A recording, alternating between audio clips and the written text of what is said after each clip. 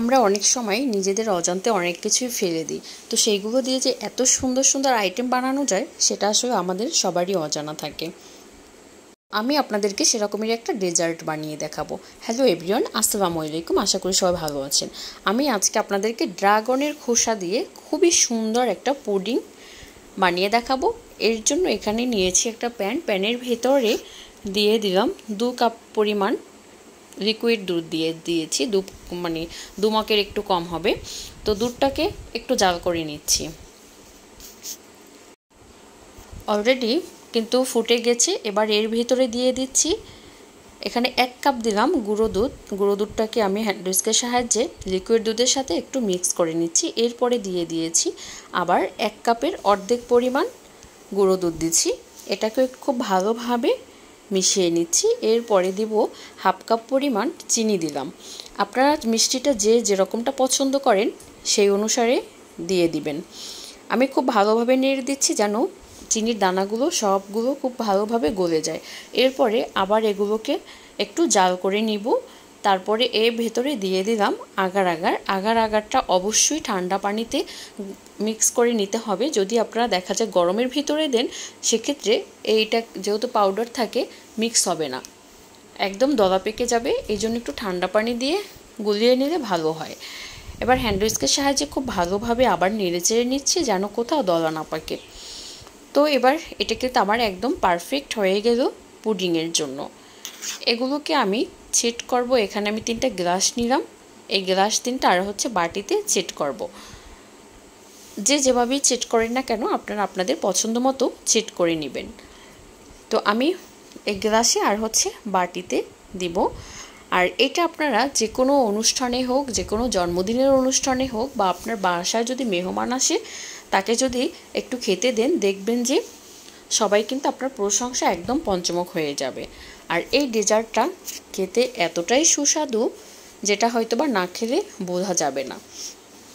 আর আমরা কিন্তু কি করি অনেক সময় কি আমরা সব সময় বুঝতেও পারি না যে আসলে কী দিয়ে কি বানানো যায়। আমি এখানে এই যে একটা প্যানের ভিতরে পানি দিলাম, পানির ভিতরে ড্রাগনের খোসাগুলো দিয়ে দিচ্ছি। আজকে এই ডেজার্টটার মেইন উপাদানই হচ্ছে এই ড্রাগনের খোসাগুলো। তো এগুলো আমি পানির ভেতরে আস্তে আস্তে করে জাল করতে থাকবো। দেখবেন আস্তে আস্তে করে খুবই সুন্দর একটা কালার চলে আসবে। তো যখনই একটু একটু করে তাপ পেতে থাকবে আস্তে আস্তে করে এই খোসাটা থেকে কিন্তু কালারটা বের হচ্ছে, আমি আপনাদেরকে দেখাচ্ছি। আর এইটার জন্যই কিন্তু এই ডেজার্টটার কালার সব কিছুই কিন্তু সুন্দর লাগে। এতদিন যারা হচ্ছে ড্রাগনের খোসাগুলো ফেলে দিচ্ছেন তারা আর ফেলে দিবেন না। আপনারা এরকম সুন্দর সুন্দর ডেজার্ট বানাতে পারবেন। তো দেখতেই পাচ্ছেন এখানে এই খোসাগুলো দিয়ে কত সুন্দর একটা কালার চলে আসছে। এবার এগুলোকে আমি একটা ছাঁকনি দিয়ে খুব ভালোভাবে ছেঁকে নেব। তো ছাঁকার পরে দেখাচ্ছি, এই যে লাস্ট এই পানিটুকু ভেতরে দিয়ে দিলাম চিনি দিয়ে একটু নেড়ে চেড়ে দিচ্ছি যাতে চিনির দানাগুলো খুব ভালোভাবে গলে যায়। আর এটাকে একটু জাল করে নিতে হবে। বেশি জাল করলে কিন্তু কালার একদমই চলে যাবে। তো অল্প করে একটু জাল করতে হবে। এরপর আমি দিয়ে দিয়েছি আগারটাকে একটু ঠান্ডা পানির ভেতরে গুলিয়ে নিয়েছিলাম। তো নেওয়ার পরে এটাকে আরও 2 মিনিটের মতো জাল করে নিলাম। এবার হয়ে গেছে। এরপরে আমি এর আগে যে দুধ নিয়েছিলাম সেটা কিন্তু অলরেডি এই যে পুডিংটা কিন্তু সেট হয়ে গেছে। সেটা হওয়ার পরে এর ভেতরে দিয়ে দিলাম কিছু ড্রাগন ফল কুচি কুচি করে কেটে রেখেছি, সেগুলোকে এটার ভেতরে দিয়ে দিচ্ছি। এটা আপনারা আপনাদের ইচ্ছে মতো দিবেন, যে যেরকমটা পছন্দ করেন। বেশি কম কোনো সমস্যা নেই, কমও দেয়া যাবে বেশিও দেয়া যাবে। তো এরপরে দিয়ে দিলাম আমি যে ড্রাগনের খোসা থেকে যে পানিটা, কালারফুল পানিটা ছিল সেই পানিটা দিয়ে দিব। পানিটা দেওয়ার সাথে সাথে ড্রাগন থেকে খুবই সুন্দর একটা কালার বের হবে। সম্পূর্ণ ভিডিওটি দেখতে থাকুন তাহলেই দেখবেন।